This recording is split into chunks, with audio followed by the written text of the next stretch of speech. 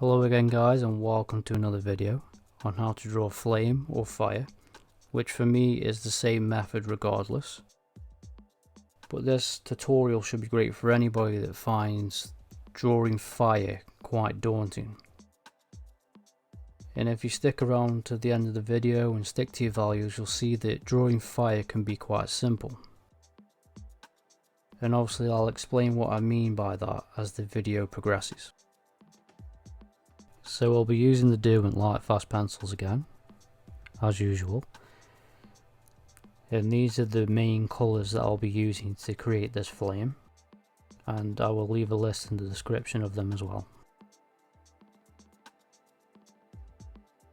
I started off drawing the candle the same way that I would draw a portrait or a landscape or anything, with a simple piece of line art. And I do this because I like to get that out of the way. I like to get all my proportions right so that I can focus on the shading. And I've used an orange pencil here so you can see what I'm actually doing, but it doesn't mean anything. Normally I would just use a graphite pencil for this part. Now here's a key tip to get this flame to really pop off the paper, and that's having a dark background, because you can't have light without the dark, and your darks make your lights. So I chose black for my background, but you can choose an equivalent like midnight blue or a really dark red or whatever. But either way, the value of the background has to be much darker than the value of the flame.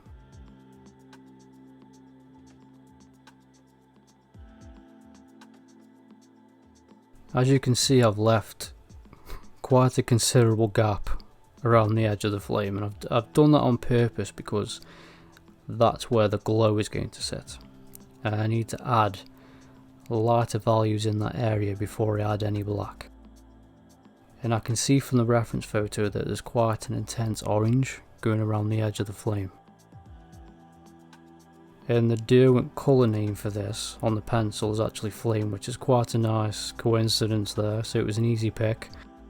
But I can see from the reference photo that that flame colour spreads off into a nice red, and then on the inside it goes from that orange into a yellow. The centre of the flame, and this will be the same for fire, but you would really need to check your reference on exactly where it would be, is white. And I imagine it's because that's where it's white hot. No, I don't know the physics of the thing, but on the reference photo it's white, so on the drawing it would need to stay white for it to actually work. So all I've done there is left the paper bare. There's no coloured pencil or anything in the centre of the candle.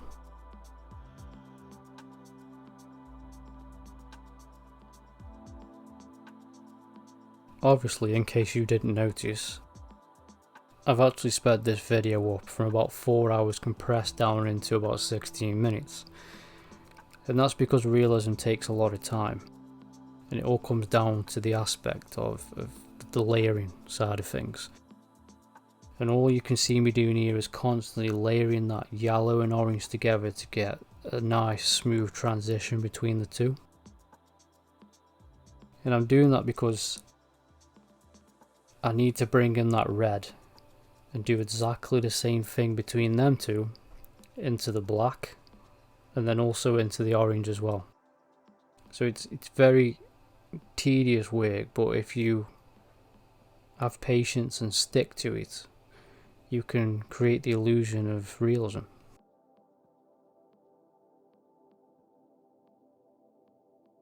Now that I've finished blending in them two reds on the one side of the flame, I decided to go and grab my Mars Black. And if you've ever watched my previous videos, I've probably said it a bunch of times that Mars Black is my favourite colour. My portraits would not look like they do without it. It's truly invaluable to my artwork. And the reason for that is that it can make the lightest value a mid-tone or a truly darker version of itself. And you can see me doing this right now around the edge of the flame to create a nice glow as I blend that orange and red into the black, using the Mars black as an overlay, if that makes sense.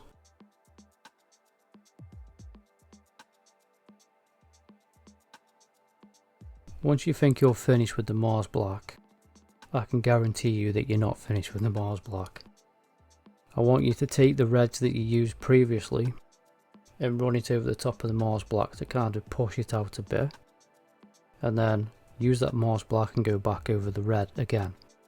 This will create a nice smooth transition and will help your glows a lot more, and then all you have to do is to simply repeat it on the other side of the flame.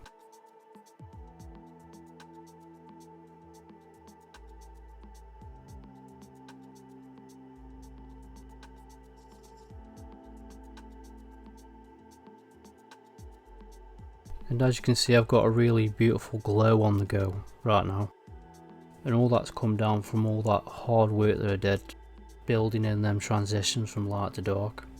That's what 4 hours of work gets you, and it would be intensified even more when I add in the wick, some of the candle, also bringing in that background underneath the actual flame, because there's some really dark tones in there which will intensify it even more.